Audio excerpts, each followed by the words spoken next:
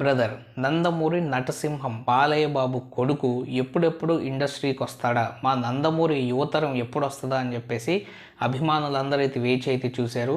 So అందరూ వచ్చేసి 30 సంవత్సరాలు వస్తున్నాయి, ఇంకా ఆయన అరంగేట్రం అయితే చేయలేదు, నటన రాదు, నటన మీద అతనికి ఆసక్తి లేదు అని చెప్పి విమర్శలు ఉన్నప్పటికీ కూడా సో ఫైనల్గా మనకి ప్రశాంత్ వర్మ ప్రాజెక్టు, అది కూడా ప్రశాంత్ వర్మ సినిమాటిక్ యూనివర్స్, అది కూడా మొదటి సినిమాతోనే పాన్ ఇండియన్ సినిమాకి ఆయన పరిచయం అవుతూ సినిమా అనేది అనౌన్స్ అయితే చేశారు. బాలయ్య బాబు కూడా దానికి సంబంధించిన ముహూర్తం అయితే ఫిక్స్ అయితే చేశారు.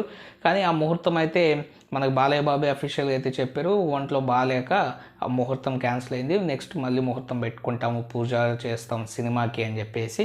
సో ప్రశాంత్ వర్మ కూడా మనకి 1కి 2 పోస్టులు అయితే పెట్టాడు, సింబా ఈజ్ కమింగ్ అని, యాక్షన్ స్టార్ట్ అని, ఇలాంటి పోస్టులు అయితే పెట్టడం అనేది జరిగింది. మన ఫస్ట్ లుక్ లాంటిది కూడా రివీల్ అయితే చేశారు మన మోక్ష బాబుది. కానీ మనకి ఈ మధ్య పూజా సెరమనీ ఏదైతే ఉందో సినిమాకి సంబంధించి అది ఆగిపోయినప్పటి నుంచి బాలయ్య బాబు దానికి సమాధానం ఇచ్చినా కూడా సినిమా ఆగిపోయింది, బాలకృష్ణ కొడుకుకి నటన రాదు, అలాగే నటన మీద పట్టు లేదు, అలాగే నటన అంటే ఆసక్తి లేదు, కాబట్టి ఇక ఆయన సినిమాల నుంచి తొలగిపోయారు. సో మొదటి సినిమా స్టార్ట్ అవ్వకముందే ఆయన సినిమాల నుంచి విరామం తీసుకున్నారు, ఇంకా సినిమాలకు రాదు అని చెప్పేసి ఒక పక్క నుంచి గట్టిగా అయితే వినిపిస్తూ ఉంది.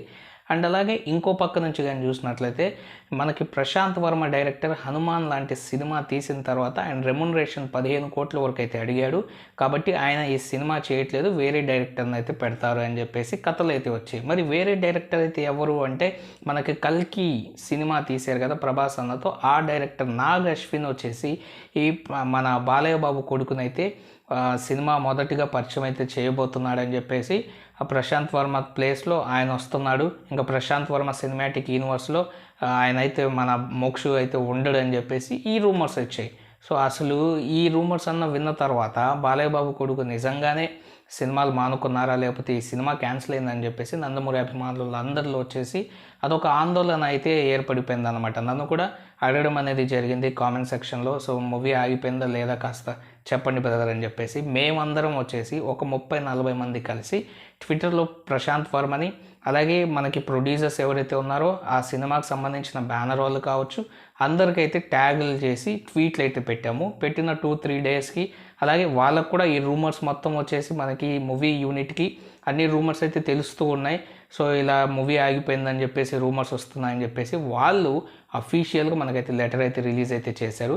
మూవీ ఆగిపోలేదు, ప్రశాంత్ వర్మ అనే డైరెక్టరు, ఎటువంటి డైరెక్టర్ మార్పులు లేవు, ఎటువంటి ఇబ్బందులు అయితే లేదు, అఫీషియల్గా వచ్చేంత వరకు మీరు నమ్మొద్దు, సో మూవీ ఎటు పరిస్థితుల్లో ఆగదు, ఆగిపోలేదు అని చెప్పేసి అఫీషియల్గా లెటర్ అయితే రిలీజ్ అయితే చేశారు. కాబట్టి సో మనకి ఈ రూమర్స్ అన్నిటిని అయితే నమ్మి ఆందోళన పడాల్సిన అవసరం అయితే లేదు. మన మోక్ష బాబు గ్రాండ్గా పాన్ ఇండియా లెవెల్లో అయితే లాంచ్ అయితే అవ్వబోతున్నాడు, భారీ రెమ్యునరేషన్ మొదటి సినిమాకి అయితే తీసుకోబోతున్నాడు.